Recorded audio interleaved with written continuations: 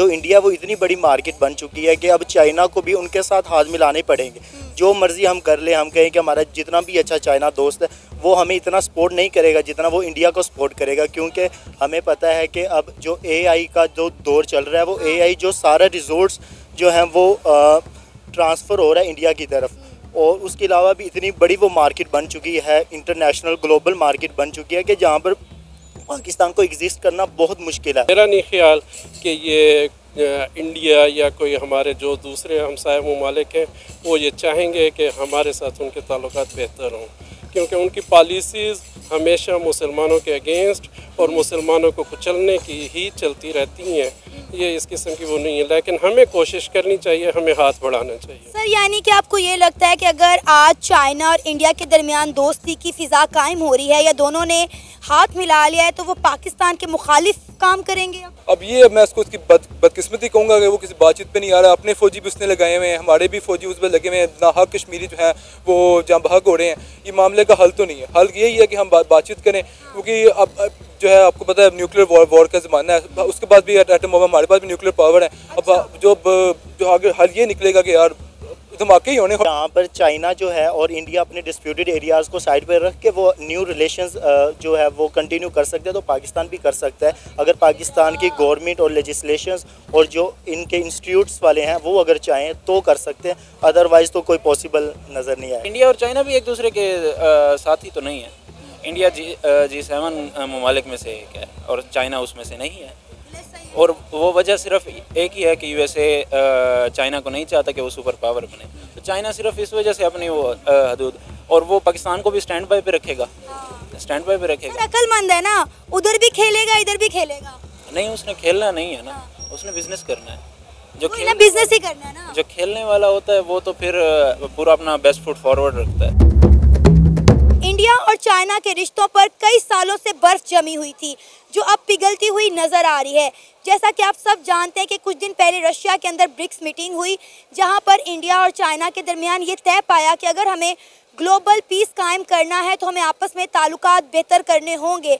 अब दिवाली के इस खुशियों भरे त्यौहार पर LAC पर इंडिया और चाइना ने ना सिर्फ अपनी अपनी फ़ौजें पीछे हटा ली हैं, बल्कि हम देख रहे हैं कि इंडिया चाइनीज़ आर्मी को दिवाली के इस त्यौहार पर मिठाइयाँ और तोहफे डिस्ट्रीब्यूट कर रहा है। इसी टॉपिक पर आज हम बात करेंगे पाकिस्तान की आवाम से, तो आइए चलिए हमारे साथ।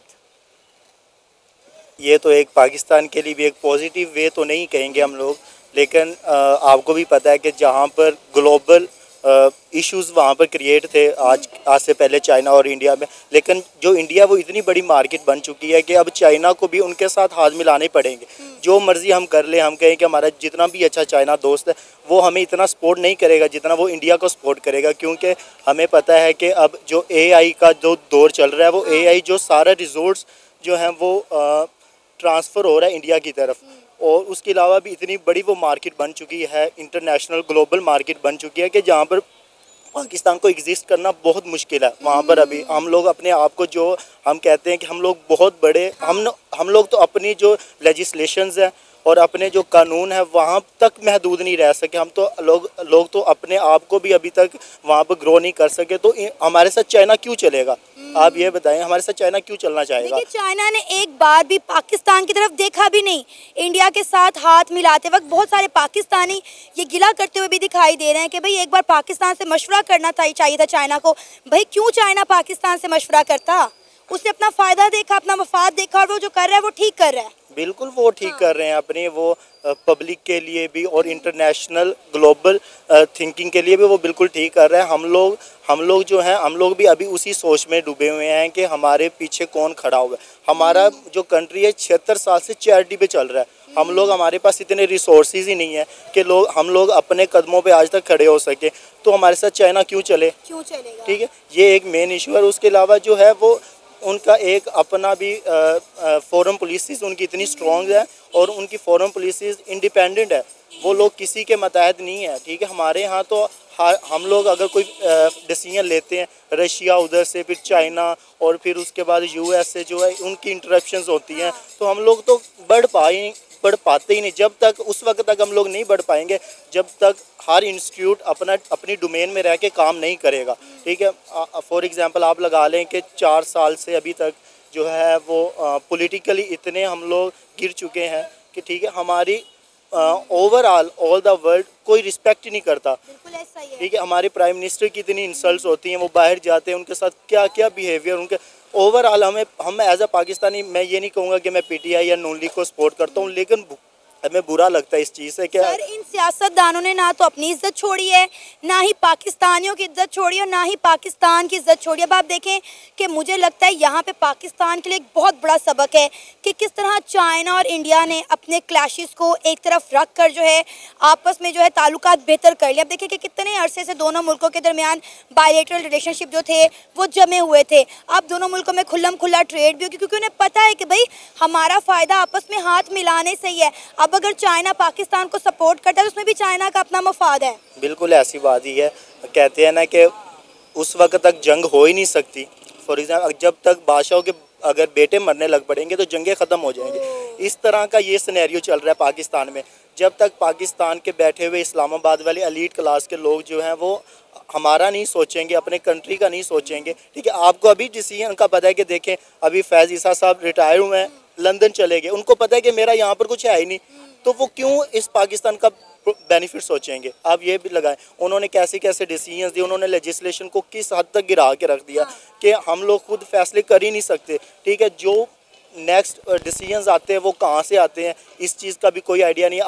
आप लगा लें कि हमारे, अगर मैं अपनी ओपिनियन रखूँगा, कल रात को मेरे घर में वीगो डॉलर आ जाएंगे, ठीक है, आज रात मेरी माँ बहन के साथ ऐसे कारनामे सर अंजाम देंगे वो लोग खुद आकर। ठीक है, जब ऐसे रहेंगे तो कहाँ पर हमारी रिस्पेक्ट होगी। एज अ पाकिस्तानी हमारी भी रिस्पेक्ट नहीं होगी। और चाइना वो हमारे बारे में क्यों सोचे इस तरह।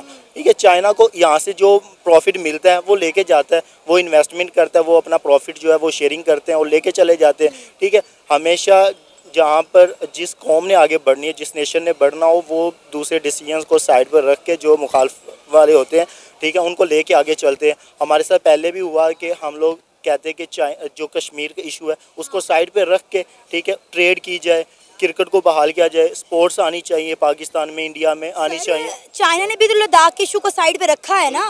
देख लें, वो समझदार नेशन है। हम लोग, हमारा तो एजुकेशन सिस्टम इतना स्ट्रॉन्ग नहीं है कि हम जहाँ पर एक अच्छे पॉलिटिशियंस निकलें, ठीक है, बिजनेसमैन निकलें, वो तो है ही नहीं। हमारे जो पॉलिटिशियंस होते हैं, बिजनेसमैन होते हैं, वो बाहर की स्टडी, वो वहाँ से पढ़ के आए होते हैं, वो यहाँ के थोड़ी होते हैं। अब फॉर एग्जांपल मैं टाटों का स्कूल का पढ़ के मैं कहूँ कि मैं कम्पीट करूँ, वो कैसे मैं कम्पीट कर पाऊँगा। मैं ऐसे कम्पीट नहीं कर पाते। उनका भी एजुकेशन सिस्टम बहुत स्ट्रॉन्ग है, उनके जो थॉट्स हैं वो बहुत स्ट्रॉन्ग है, ठीक है, और उस पर वो इम्प्लीमेंट होते हैं। उसके अलावा उनकी लेजिस्लेशंस और उनकी पावर्स जो होती है वो मिस यूज़ नहीं करते, ठीक है ना, जिसकी वजह से वो इतने स्ट्रॉन्ग हैं। और अल्लाह ताला करे कि उनके ताल्लुका जो है वो अच्छे चले। हमसे तो अच्छे चलने चाहिए क्योंकि वो कोशिश करते हैं, हमसे तो अच्छे चलने चाहिए उनके। और इंडिया बहुत अच्छी स्पोर्टिव कंट्री है, अगर उनके साथ पॉजिटिव वे में चलना चाहिए तो जहाँ पे वो चाइना को साइड पे रख सकते तो वो कश्मीर को भी साइड पे रख सकते हैं। नबी करीम सल्लल्लाहु अलैहि वसल्लम की हदीस है कि यहूद व नसारा मतलब कुफार कभी मुसलमानों के दोस्त हो ही नहीं सकते। ठीक है, तो ये तो एक हकीकत है। तो इस वजह से देखें, जो कुफार हैं वो आपस में मिलकर मुसलमानों के ख़िलाफ़ कोई ना कोई प्लानिंग करते ही रहते हैं। आप शुरू से देखती आई होंगी कि बहुत लंबी लंबी प्लानिंग करके मुसलमानों को किसी न किसी तरीके से ज़ेर करने की वो कर रहे हैं। तो वैसे तो हमसायों के साथ ताल्लुकात अच्छे ही होने चाहिए, अच्छी बात है, ताल्लुकात कायम होने चाहिए, लेकिन मेरा नहीं ख्याल कि ये इंडिया या कोई हमारे जो दूसरे हमसाय ममालिक हैं वो ये चाहेंगे कि हमारे साथ उनके ताल्लुकात बेहतर हों, क्योंकि उनकी पॉलिसीज़ हमेशा मुसलमानों के अगेंस्ट और मुसलमानों को कुचलने की ही चलती रहती हैं। ये इस किस्म की वो नहीं है, लेकिन हमें कोशिश करनी चाहिए, हमें हाथ बढ़ाना चाहिए। सर, यानी कि आपको ये लगता है कि अगर आज चाइना और इंडिया के दरमियान दोस्ती की फ़िज़ा कायम हो रही है या दोनों ने हाथ मिला लिया है तो वो पाकिस्तान के मुखालिफ काम करेंगे? अब इतना तो मैं ऑब्ज़र्व नहीं कर सकता, लेकिन जाहिर सी बात है इससे शो तो यही हो रहा है कि पाकिस्तान की सरहदें, उन पे हमें ज़्यादा फोकस करना होगा। हमारी फ़ौज जो कि हर वक्त माशाल्लाह हर लम्हा हमारी हिफाजत के लिए वो खड़ी हैं, तो वो उनको मज़ीद थोड़ा सा उनको अपनी आँखें, मतलब उकाब वाली आंखें रखनी होंगी, आंखें खुली रखनी पड़ेंगी। सर, आप क्या कहना चाहेंगे? LAC पर इस वक्त दिवाली का त्यौहार मनाया जा रहा है, इंडिया जो है वो चाइना के साथ जो है दिवाली के इस त्यौहार पर मिठाइयाँ डिस्ट्रीब्यूट कर रहा है, फौजी उन्होंने अपनी अपनी हटा ली हैं वहाँ से। देखें, ये उनका आपसी जैसे भी है, उनका आपस का अमन, यही 5-6 साल तक पहले ये एक दूसरे को खा रहे थे, और एज अ पाकिस्तानी नेशन हमारा नज़रिया जो है वो सिर्फ यही है कि हमें जो अपने मुल्क का है उनमें जितने भी हमारी अक़लियतें हैं उनको मज़हबी आज़ादी होनी चाहिए, हक़ राय की आज़ादी होनी चाहिए, जो हम हो रही है। आप देखते हैं कि मेरे अपना एक ईसाई दोस्त है जो मेरे साथ कॉलेज में पढ़ा है, हमारे साथ गपशप, हमारे साथ खाना पीना, तो हमारे पास वो है। जो बात रही कि वो लोग आपस में मिलकर, और फिर उसके बाद मुसलमानों को, तो ये चीज़ सिंचियांग में हो रही है, चाइना में कत्लेआम हो रहा है, तो आप कैसे हमने कभी आवाज़ नहीं उठाई। यही तो हमारा वीक पॉइंट है कि इंडिया में अगर कोई किसी मुसलमान पे जुल्म हो जाए तो हम लोग सोशल मीडिया पे आके के चीखते हैं, लेकिन चाइना में जो कुछ हो रहा है वो हमें पता नहीं क्यों नज़र नहीं आता। उसकी वाहिद वजह यह है कि आपके पास इंडिया पे भी आप चीखते तो नहीं हैं। चीखना एक दूसरी चीज़ होती है, चीखना और बात सामने रखना डिफरेंट चीज़ है। सिर्फ चीख के चले जाना ये नहीं होना चाहिए। अपनी बात रखें, चीखना ज़रूरी नहीं है, अपनी बात आराम से रखें, उसके बाद उस पर डटे रहें। हम डटे नहीं रहते, ठीक है। और ये चीज़ हमें इसी वजह से ख़त्म हो गई है कि हम अपने पड़ोसियों के साथ तो सही रह नहीं सकते। अपने पड़ोसियों के साथ जो हमारे मुल्क में रहते हैं, हमारे शहर में रहते हैं, तो हम कैसे अपने बाकी भाइयों की या उनके लिए फेस कर सकेंगे। अब ये चीज़, अब इंडिया और चाइना भी एक दूसरे के साथी तो नहीं है। इंडिया G7 ममालिक में से एक है और चाइना उसमें से नहीं है, और वो वजह सिर्फ एक ही है कि USA चाइना को नहीं चाहता कि वो सुपर पावर बने। तो चाइना सिर्फ इस वजह से अपनी वो हदूद, और वो पाकिस्तान को भी स्टैंड बाय पे रखेगा, अक्लमंद है ना, उधर भी खेलेगा इधर भी खेलेगा। नहीं, उसने खेलना नहीं है ना, उसने बिजनेस करना है। जो बिजनेस ही करना है ना, जो खेलने वाला होता है वो तो फिर पूरा अपना बेस्ट फुट फॉरवर्ड रखता है। सर अब देखें ना, उन्हें पता है कि इस वक्त इंडिया जो है दुनिया की उभरती हुई मौशी ताकत है। तमाम दुनिया जो है इंडिया की तरफ दौड़ रही है, उनका रुझान इंडिया की तरफ बढ़ रहा है। वो अक्लमंद है, उन्हें पता है कि भाई इस वक्त हमारा फ़ायदा इंडिया के साथ हाथ मिलाने में, तो मिला लो। उसकी सबसे बेसिक वजह यह है कि उधर लेबर सस्ती है। आप देखें, अभी गूगल ने रिसेंटली सारों को वो हुई थी कि पाइथन के सारे डेवलपर्स वो कर दिए, तो ये हुआ था कि पाइथन ख़त्म हो रही है। वो बेसिकली रीएलोकेट किया था उन्होंने, क्योंकि वहाँ जो गूगल का इनिशियल ऑफिस था, आई मीन मैनहट्टन में था या कहीं था, तो वहाँ पे बेसिकली उनको पेज बहुत ज़्यादा थी। अब 150,000 पर एनम या 250,000 पर एनम, ये बहुत ज़्यादा है। जबकि इंडिया में उन्होंने रीलोकेट करके इंडिया में अपना ऑफिस बना लिया, और उसकी वजह सिर्फ यही थी कि उनको जो वहाँ पे 250,000 एनम एक बंदे को देते हैं, वो यहाँ पे 50,000 पर एनम से वो कर रहे हैं। ये देखें ना कि इंडिया ने चाइना की कितनी ऐप्स जो हैं वो बैन की हुई हैं। फिर उसके अलावा आप देखें कि पिछले साल हमने देखा कि कितने ऐसे मैन्युफैक्चरिंग हब्स थे वो चाइना से उठकर इंडिया में शिफ्ट हो गए। तो जाहिर है चाइना ये सब चीज़ें देख रहा था, बड़े लंबे अरसे से नोट कर रहा था, तो उसे पता था कि भाई इस वक्त जो है वक्त की मुनासबत से उसे क्या करना है। नहीं, चाइना हो गया, जापान हो गया, साउथ कोरिया हो गया, इन सब का आप देखें, आप सिर्फ पाकिस्तान में इनके प्रोडक्ट्स देखते हैं। आपने कभी बाहर जाके देखें तो इनके प्रोडक्ट्स की क्वालिटी क्या होती है वो सबको पता है। साउथ कोरिया इस वक्त एप्पल, आपने सबको पता है, उसकी मैन्युफैक्चरिंग पार्ट्स कौन देता है? सैमसंग देता है, जो साउथ कोरियन कंपनी है। उसके अलावा बहुत बड़ा एक ज़ख़ीरा है सैमसंग का, हम सिर्फ जानते हैं उनको मोबाइल की वजह से। उनका जो मेन काम है वो आर्म्स डेवलपमेंट है, ठीक है। तो वो भी उनका, तो हम सिर्फ यहाँ पे देख रहे हैं, जबकि आप चाइना की क्वालिटीज़, तो वो इस वजह से।